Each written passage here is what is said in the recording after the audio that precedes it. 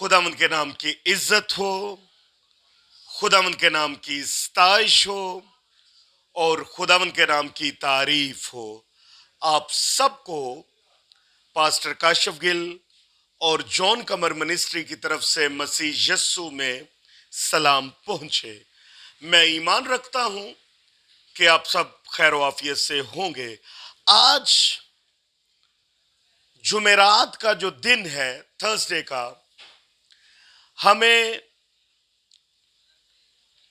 याद दिलाता है कि यस्सु मसीह ने आखिरी फसा अपने शागिर्दों के साथ खाया। इससे पहले कि हम खुदावंद के कलाम में से इसको देखें, मेरी आप सबसे गुजारिश है कि जब आप इस जिंदा कलाम के वसीला से बरकत पाएं तो आप हमारे चैनल को सब्सक्राइब करें और अपनी इस बरकत को आगे शेयर करें ताकि वो आपके वसीला से बरकत पा सके। आज फसा की याद हमें, आज का दिन जो है वो फसा की याद हमें दिलाता है कि मसीह यस्सु ने कहा कि मेरी दिली ख्वाहिश है कि मैं अपने दुनियावी दुखों को उठाने से पहले तुम लोगों के साथ फसा खाऊं। मेरे साथ खुदावंद के कलाम में से मुकद्दस यूहन्ना की अंजील और उसका बाब 13 और पहली आयत से लेकर हम 13वीं आयत तक इसको देखेंगे। खुदावंद के कलाम में कुछ यूं मरकूम है। ईद फसा से पहले जब यस्सु ने जान लिया कि मेरा वो वक्त आ पहुंचा कि दुनिया से रुखसत होकर बाप के पास जाऊं, तो अपने उन लोगों से जो दुनिया में थे जैसी मोहब्बत रखता था, आखिर तक मोहब्बत रखता रहा। और जब अबलीस शमौन के बेटे यहूदा अस्करियोती के दिल में डाल चुका था कि उसे पकड़वाए, तो शाम का खाना खाते वक्त यस्सु ने यह जान करके बाप ने सब चीजें मेरे हाथ में कर दी हैं और मैं खुदा के पास से आया और खुदा ही के पास जाता हूं।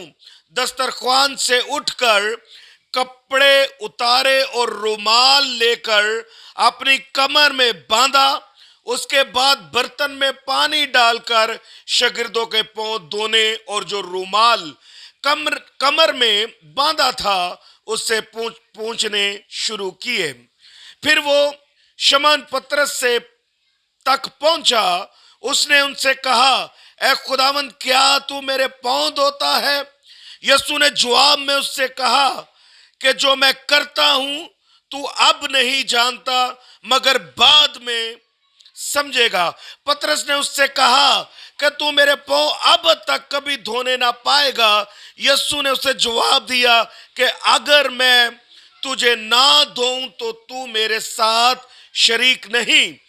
शमौन पतरस ने उससे कहा, है खुदावंद, सिर्फ मेरे पांव ही नहीं बल्कि हाथ और सर भी धो दे। यस्सु ने उससे कहा, जो नहा चुका है उसको पांव के सिवा और कुछ धोने की हाजत नहीं, बल्कि सरासर पाक है। तुम पाक हो लेकिन सब के सब नहीं। चूंकि वो अपने पकड़वाने वाले को जानता था, इसलिए उसने कहा, तुम सब पाक नहीं। बस जब वो उनके पांव धो चुका और अपने कपड़े पहनकर फिर बैठ गया तो उनसे कहा, तुम जानते हो मैंने तुम्हारे साथ क्या किया। तुम मुझे उस्ताद और खुदावंद कहते हो और खूब कहते हो, क्योंकि मैं हूं।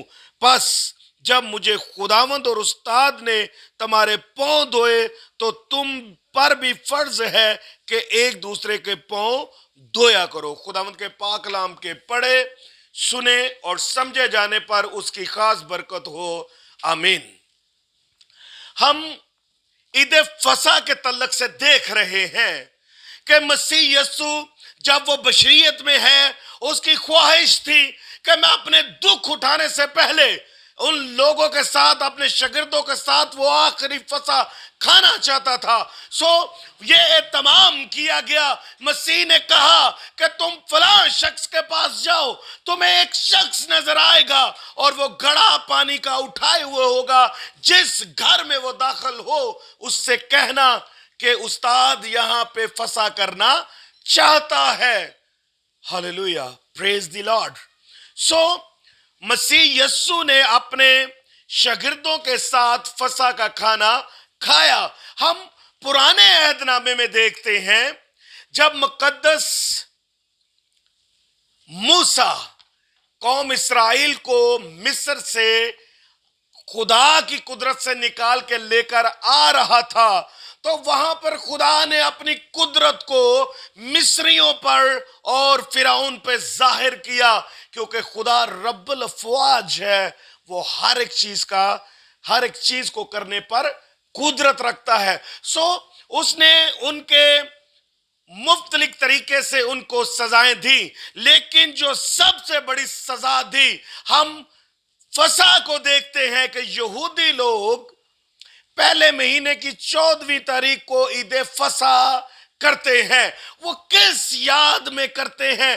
یاد رکھے کہ خدا نے قوم اسرائیل کو مقدس موسیٰ کی معرفت جو لا دیا، خدا نے کہا کہ تم آج رات خاندان کے مطابق ایک ایک برہ لینا اور اس کو ذبح کرنا اور اس کا خون زوفے پہ لگا کر اپنے گھروں کی چوکھٹوں پر اوپر سے لے کے دائیں اور بائیں ان کو لگانا، کیونکہ آج تمہاری نجات کا دن ہے۔ ہم کتاب مقدس میں دیکھتے ہیں انہوں نے فسح تیار کیا اور انہوں نے اپنے خاندانوں کے مطابق اس برے کے گوشت کو کڑوے ساگ اور پات کے ساتھ کھایا، بے خمیری روٹی کے ساتھ، اور تیز تیز کھایا۔ اس کا ذکر ہمیں خروج کی کتاب اور اس کے باب 12 میں ملتا ہے، چیپٹر 12 میں۔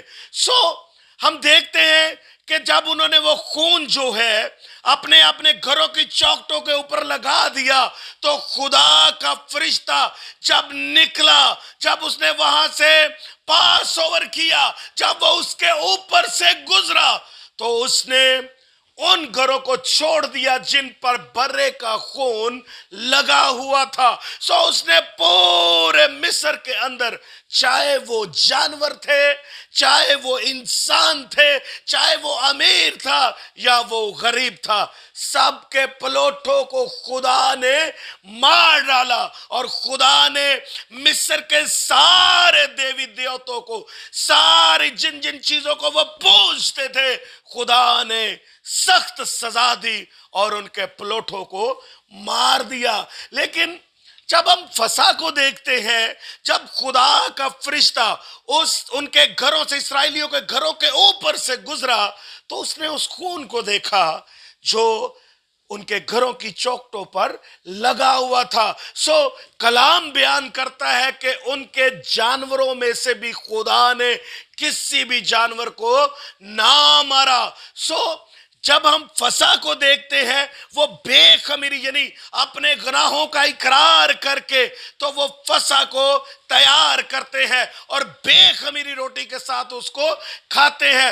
یوں خدا نے غلامی کے گھر سے قوم اسرائیل کو بلند بازو سے نکال کر لے گیا۔ لیکن عزیزوں، میں یہاں پہ آپ سے بات کرنا چاہوں گا، بے شک خدا نے ان کو عارضی طور پر ضرور رہائی دی کہ اس خون کے وسیلے سے، اس برے کے خون کے وسیلے سے خدا نے انہیں رہائی دی، لیکن یہ ایک عارضی رہائی تھی، کیونکہ خدا جانتا تھا کہ خون بہائے انسان کو گناہوں کی معافی نہیں ملتی۔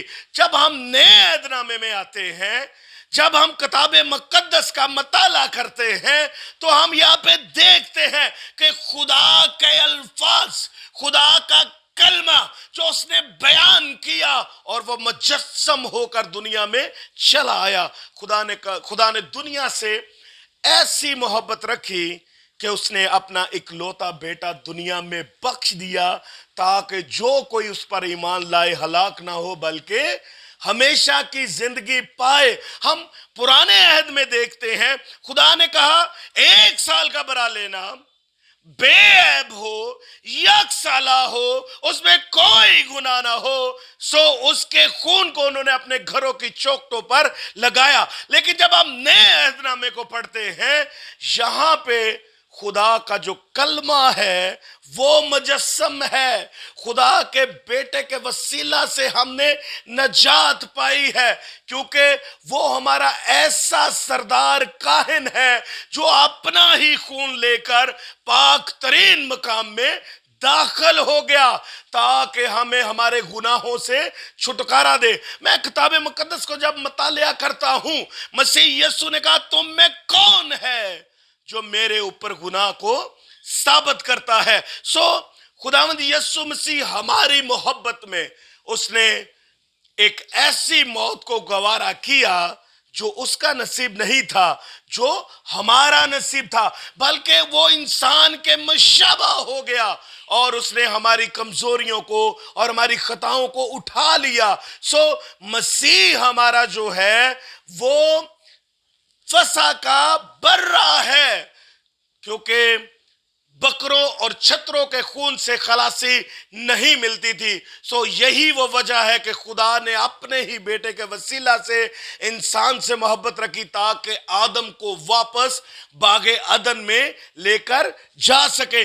یہودی لوگ جو ہیں وہ فسح کو کچھ اس طرح سے مناتے ہیں کہ وہ 4 پیالے لیتے ہیں اور پھر ان کو ترتیب کے ساتھ پیتے ہیں. پہلا پیالہ جب وہ پیتے ہیں تو وہ جو پہلا پیالہ میں کا وہ پیتے ہیں، اس کے بعد اپنے ہاتھ دھوتے ہیں اور وہ اس چیز کا اقرار کرتے ہیں کہ ہم اپنے گناہوں کو دھو رہے ہیں. یاد رکھیں جب تک ہم مسیح میں اپنے آپ کو اس کے بیٹے یسوع کے وسیلہ سے جب تک ہم اس کو اپنی زندگی میں ویلکم نہیں کریں گے ہم اپنے گناہوں سے نجات نہیں پا سکتے. سو مسیح نے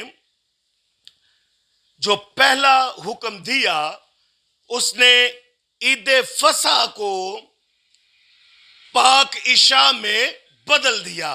یہ سب سے بڑا اس کا حکم ہے. پھر ہم دیکھتے ہیں کہ اس نے کہا کہ میں تمہیں نیا حکم دیتا ہوں. کیا نیا حکم دیتا ہوں؟ کہ جب تک میں واپس نہ آ جاؤں تم میری یاد میں یہی کیا کرو. پھر اس نے روٹی لی، اس کو توڑا اور ان کو دیا اور ان سے کہا یہ میرا بدن ہے جو تمہارے واسطے توڑا جاتا ہے. پھر اس نے پیالہ لیا اور اس میں شیرہ انڈیلا اور ان سے کہا یہ میرا وہ عہد کا خون ہے جو تمہارے گناہوں کے واسطے بہایا جاتا ہے. یہ وہ نیا حکم ہے جو اس نے کہا کہ جب تک میں واپس نہ آ جاؤں تم میری یاد میں ایسا ہی کرنا جب تک ہم خدا کی بادشاہت میں جا کے اس کو نہ پیے. یہ وہ حکم ہے جو مسیح نے ہمیں دیا. ہم ایمان رکھتے ہیں کہ مسیح ہمارے گناہوں کے لیے صلیب پر مرا اور تیسرے دن مردوں میں سے جی اٹھا. ہم نے کتاب مقدس میں سے دیکھا کہ اس نے اپنے شاگردوں کے پاؤں کو دھویا، جبکہ آج کی دنیا میں ہم دیکھتے ہیں کہ اگر کوئی پریزیڈنٹ ہے یا کوئی پرائم منسٹر ہے یا کوئی کنگ ہے یا کوئی کوین ہے وہ ایسا نہیں کرتے کہ وہ کسی عام لوگوں کے پاؤں کو دھوئے. کیونکہ جب آپ متی رسول کی انجیل کا مطالعہ کرتے ہیں تو وہاں پہ شاگردوں میں ایک بحث چل رہی تھی. وہ کہتے تھے کہ ہم میں سب سے بڑا کون ہے اور وہ آپس میں بحث و تکرار کرتے تھے.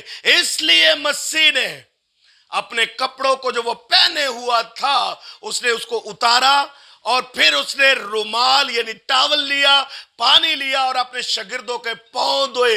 اس چیز کی علامت ہے کہ جیسے میں نے تم سے محبت رکھی تم بھی ایک دوسرے سے محبت رکھو. سو جو خدا کی بادشاہت میں بڑا ہونا چاہتا ہے اس نے بتایا کہ عاجز بن جاؤ. سو مسیح نے اس چیز کو پورا کیا کہ جب ہم ایک دوسرے سے محبت رکھتے ہیں تو عاجزی اختیار کرتے ہیں. سو مسیح جو خداوندوں کا خدا اور بادشاہوں کا بادشاہ ہے، اس نے اپنے شاگردوں کو دھویا.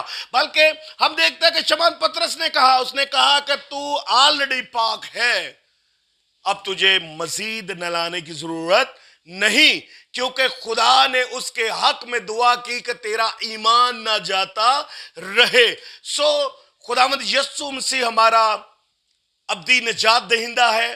خداوند یسوع مسیح کے بہائے ہوئے خون اور توڑے ہوئے جسم کے وجہ سے ہی ہم نجات پاتے ہیں.